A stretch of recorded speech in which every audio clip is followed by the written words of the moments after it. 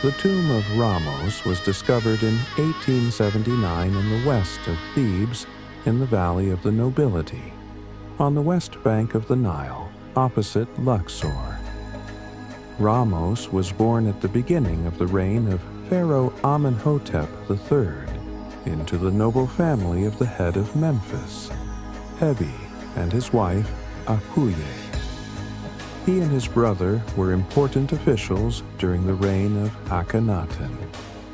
Ramos was an important official during the reign of Akhenaten and held the following positions: Lord, scribe of the king, beloved by him, carrying fans to the right of the king, steward of the horses of the ruler of both kingdoms, steward of both granaries of Upper and Lower Egypt, steward of the temple of Aton, first priest of Amon, priest of the goddess Maat.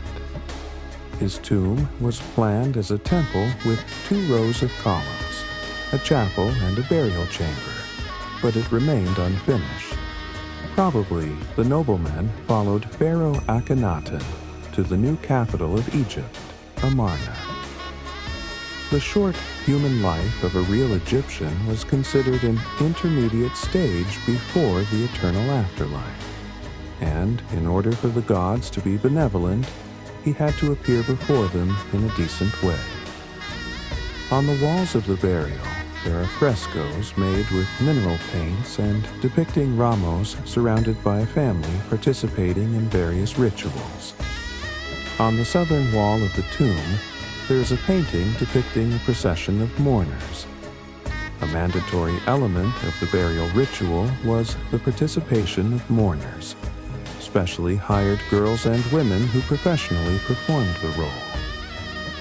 The richer the deceased was, the more mourners there were, the more heartwarming their howls were, the longer the action lasted.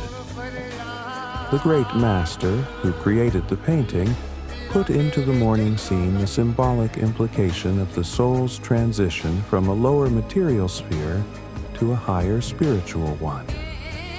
He depicted the material sphere as a dark base on which the feet of women stand. The angle of elevation of the feet from the nails and upwards shows the path of the soul from the flesh to the cosmos. At first, this soul still looks like an angular naked child lost in the lower layers of snow-white spiritual matter. Next, the soul is represented in the image of a girl's hands. At the first moment, she, like the hands of girls turned to each other, will look for the true direction for herself.